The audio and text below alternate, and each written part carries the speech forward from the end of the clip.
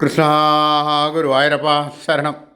പൊന്നുണ്ണിക്കണ്ണൻ്റെ ഉഷപ്പൂജാലങ്കാരം രാവിലെ 4 മണിയോടുകൂടി മലർനിവേദ്യം കഴിഞ്ഞ് ശ്രീകോവിൽ നട തുറന്നു.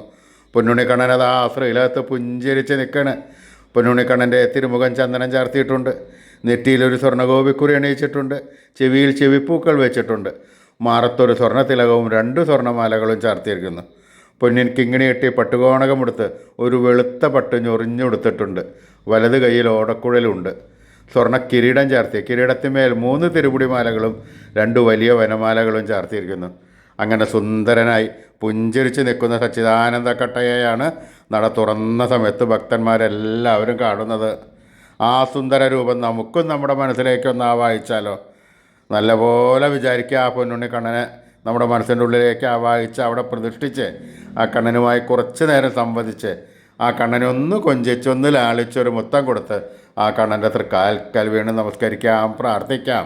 കണ്ണൻ്റെ അനുഗ്രഹം നമുക്കെല്ലാം എപ്പോഴും ഉണ്ടാവും കേട്ടോ. കണ്ണൻ ഇന്ന് കൂടുതൽ പുഞ്ചിരിച്ചിട്ടാണ് നിൽക്കുന്നത്. ഹരേ ഗുരുവായൂരപ്പ ശരണം. നാരായണ നാരായണ നാരായണ.